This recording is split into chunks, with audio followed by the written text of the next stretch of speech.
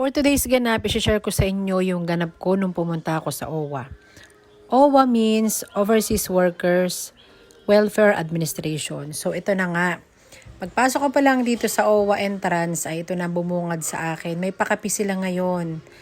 Tama yung mga nasa balita, may pakapi sila. Bakit ako pumunta rito? Kasi sabi ng isa sa staff ng OWA, meron na daw si Ronald na cheque.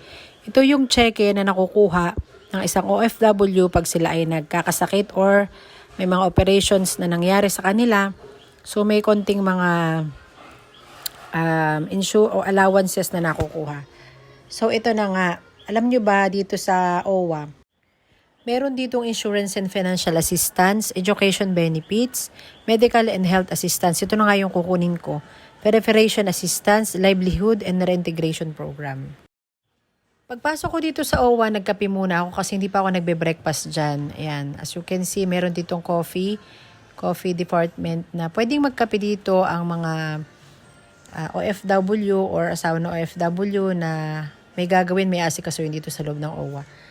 So, ito na nga ang istorya. Simulan natin. Pumasok ako dito, pagkatapos kong kumain magkape, ay yan, nag-attendance lang dito, tapos tumiretso na ako sa cashier. Tapos, ba't ako pumunta rito? Kasi may tumawag sa akin isang staff ng OWA. Meron na daw cheque si Ronald Miras. Pwede ko daw siyang makuha. So pagpunta ko doon, sabi naman nung cashier, ay ma'am, hindi pa po napipirmahan ng asignatory yung cheque ni Ronald Miras. Ay ngayon po yung amin pong asignatory na si sir ay nasa family, basta may family something ek daw na ganap yung kanilang boss. Yan, ganyan. So sabi ko, bakit po kaya may tumawag sa akin na pwede ko na daw pong i-claim yung cheque? Sa madaling kwento, hindi ko makukuha yung cheque. Yun yung sabi ng cashier. Todo sorry sa akin yung cashier na napakabait naman ng cashier. At sabi niya, hindi ko daw makukuha yung cheque. So sabi ko, paano kaya yun? Ano kayong option? Pwede bang ibang transfer nyo na lang kay Ronald Miras mismo yung konting halaga na makukuha ko, medical assistance. Sabi, pwede naman po. Kung si Mr. Ronald Miras po ay mayroong savings bank na doon namin siya isesend. Sabi ko, sige, bibigay ko yung BDO niya. Pero sa kasamaang palad, yung BDO niya ay yun ay allotment ATM yun eh. So doon pumapasok yung allotment niya. At sabi na naman sa OWA, hindi daw pwede. Sabi ko, ano na itong nangyayari? Parang ayaw niya talaga ibigay sa akin yung pera. So sabi, sa madaling kwento, nag-leave ako para lang kunin ko yung cheque. Yung per day ko nawala. Tapos, hindi ko naklaim yung cheque. Tapos napagod pa ako. Nagutom ako as in super stress ang nangyari sa akin nung pagpunta ko sa OWA. Nananawagan po ako sa OWA, ano na tong gantong setup.